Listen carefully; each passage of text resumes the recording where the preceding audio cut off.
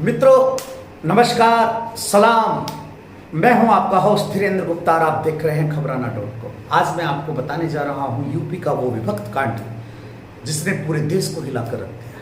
ये कांड है पुलिस, राजनेता एवं अपराधियों के गठजोड़ का। मैं आपको बताने जा रहा हूं जो कानपुर के बिकरू गांव में हुआ वो ना ही कभी भुलाया जाने वाला है और ना ही कभी यूपी पुलिस उसे भुला सकती है। बिकरू गांव में 3 जुलाई की रात को सीओ देवेंद्र मिश्र 3 थानों की पुलिस के साथ बिकरू गांव में जाते हैं। वहां उन्हें कार्रवाई करनी थी गैंगस्टर विकास दुबे पर, लेकिन हुआ उल्टा। पहले से सचेत या यूं कहूं कि इस घर को आग लग गई घर के चिराग से। यूपी पुलिस के ही कुछ पुलिसकर्मियों ने मुखबरी कर उसे सूचना दी कि पुलिस तुम्हें घेरने आ रही है। और हुआ क्या, आसपास के छतों पर आधुनिक हथियारों से लैस उनके गुर्गों ने पुलिस पर ताबड़तोड़ गोलियां चलाई और एक सीओ, एक थाना प्रभारी सहित 8 पुलिसकर्मी शहीद हो गए। देखिए हमारे साथ ये हमारी खास रिपोर्ट। मैं हूं आपका होस्ट धीरेन्द्र गुप्ता। यूपी का सातिर मोस्ट वांटेड विकास दुबे मूलतः कानपुर जिले की शिवराजपुर विधानसभा के गांव बिकरू का रहने वाला था। 2001 में कानपुर देहात के सिवली थाने में घुसकर दुबे एवं उसके गुर्गों ने यूपी पुलिस में राज्यमंत्री का दर्जा प्राप्त भाजपा नेता संतोष शुक्ला की गोली मारकर हत्या कर दी थी। इस मामले में किसी भी पुलिसकर्मी द्वारा दुबे के खिलाफ कोई गवाही नहीं देने के कारण अदालत ने दुबे को बाइज्जत बरी किया था। दुबे के खिलाफ कानपुर सहित यूपी के विभिन्न थानों में हत्या के प्रयास, अपहरण जैसे गंभीर आरोपों के 60 से अधिक मामले दर्ज हैं। 3 जुलाई शुक्रवार की रात कानपुर के ही राहुल तिवारी द्वारा दुबे पर अपहरण एवं हत्या के प्रयास का मामला दर्ज करवाया गया था, जिसे लेकर बिल्हौर के CO Devendra Kumar Mishra 3 sub inspector एवं 3 थानों की पुलिस को लेकर दुबे के गांव बिकरू पहुंचे। लेकिन कहते हैं ना, घर का भेदी लंका ढाए, कुछ ऐसे ही हालात यहाँ हुए।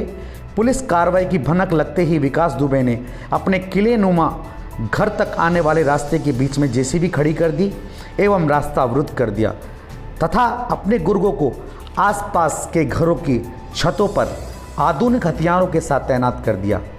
जैसे ही पुलिस जाब्ता वहां पहुंचा, उन पर ताबड़तोड़ गोलियां बरसाई गई। हमले में बिल्हौर सीओ देवेंद्र मिश्र, शिवराजपुर थाना प्रभारी महेश यादव, सब इंस्पेक्टर नेबूलाल, मंधना चौकी प्रभारी अनूप कुमार, कांस्टेबल राहुल, जितेंद्र एवं बबलू शहीद हो गए।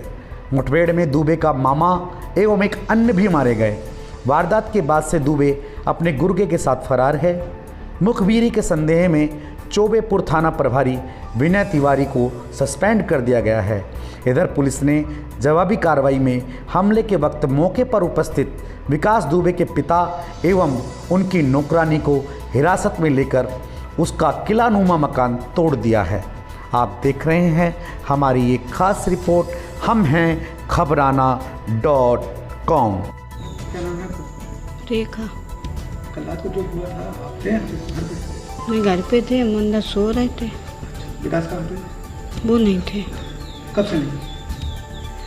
अब ये हमें नहीं पता, लेकिन कल नहीं थे यहाँ। यहाँ के आप करते क्या? हम तो नौकरी वो झाड़ू पोंछा तो यहीं रहते हो? यहीं खाना बनाती है। यहीं रहते हो? हाँ। तो कब आए विकास मालूम नहीं? नहीं, कल नहीं थे। कब थे? पूछ रहा हूँ, कब थे? परसों थे? 30 को बारात थी, तब थे। किसकी बारात थी? गांव की बारात थी यहीं गोणे में। कल यहाँ पे ये तोड़फोड़ किसने करी? ये गोली किसने जलाई आपको?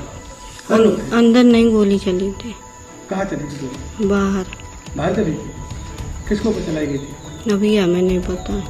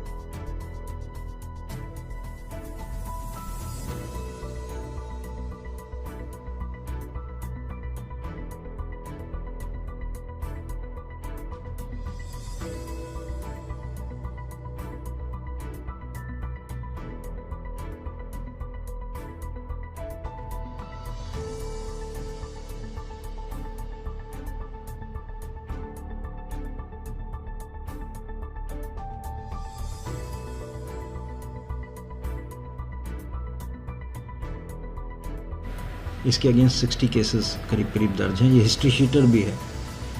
इसके विरुद्ध एक केस दर्ज हुआ था 307 का, एक व्यक्ति ने इसके खिलाफ दर्ज कराया था करीब 24 घंटे पहले। तो पुलिस पार्टी एक ऑपरेशन करने गई थी, क्योंकि ये बहुत शातिर अपराधी है और ये बराबर इस तरह काम कर रहा था, तो उसको रेड करके पकड़ने के लिए हमारी पार्टी गई थी वहाँ पर। और इन लोगों ने वहाँ पर जेसीबी लगा दिया अपने गांव में जहाँ पे पार्टी जा रही थी, जिस कारण गाड़ी वगैरह ऑब्स्ट्रक्ट हुई हमारी। और जब फोर्स उतरा तब इन्होंने फायरिंग की और हम लोगों ने उसमें जवाबी फायरिंग भी की, लेकिन चूँकि ये हाइट पर खड़े हुए थे ये लोग शायद अंधेरे में, तो इस वजह से जवाबी फायरिंग में हमारे आदमियों को गोलियां लगी हैं, जिसमें 8 आदमी शहीद हुए हैं, जिसमें हमारे लोकल सीओ साहब भी हैं और उनके साथ 3 सब इंस्पेक्टर्स और अन्य 4 कांस्टेबल्स हैं जिनको वीर गति प्राप्त हुई। और इसके अलावा करीब 7 आदमी हमारे घायल भी हुए हैं और वो ऑपरेशन अभी भी जारी हैं, क्योंकि ये लोग भाग गए हैं अंधेरे का फ़ायदा उठा करके। और हमारे आईजी, एडीजी और यहाँ से हमने एडीजी लॉ एंड ऑर्डर को भी वहाँ भेजा है इन ऑपरेशंस को सुपरवाइज़ करने के लिए।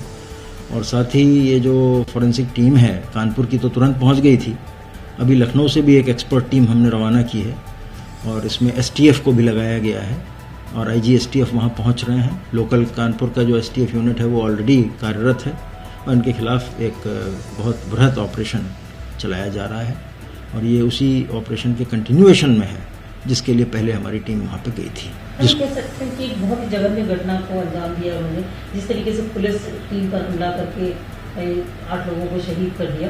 तो अब आप इसे फर्दर क्या फॉरेंसिक देखेगी कि किस तरीके वेपन्स इस्तेमाल किए या आप लोगों ने किस तरीके के? इसमें हमारी सबसे बड़ी प्रायोरिटी 3 कही जाएंगी। पहला तो जो हमारे कर्मचारी, हमारे साथी घायल हुए हैं उनको तत्काल इलाज अच्छे से अच्छा मिल पाए, वो जल्दी स्वस्थ हों, एक तो ये हमारी प्रायोरिटी है।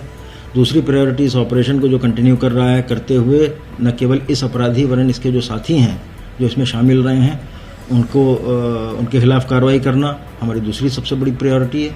और तीसरी ये कि ये जो वेपन्स वगैरह इन्होंने यूज़ किए, ये वेपन्स इन्होंने कहाँ से हासिल कर लिए, कैसे हासिल कर लिए, और जो हमारे आदमियों को चोटें आई हैं उनका एग्जामिन करना और ये देखना कि किस तरह के वेपन से आई हैं, ये तीसरी प्रायोरिटी है इन्वेस्टिगेशन। हम कह सकते हैं पुलिस अभी बहुत सख्त इसके बाद एक्शन, इससे ये स्पष्ट है कि इतनी बड़ी घटना है, ये हमारे लिए बहुत बड़ा चैलेंज है और हमने सारे ऑफिसर्स को वहाँ लगा रखा है और एक बहुत विशद ऑपरेशन न केवल एक ज़िले का वरन आसपास के सभी ज़िलों का, पूरे जोन के ज़िलों के लोगों को मोबिलाइज करके कर रखा है।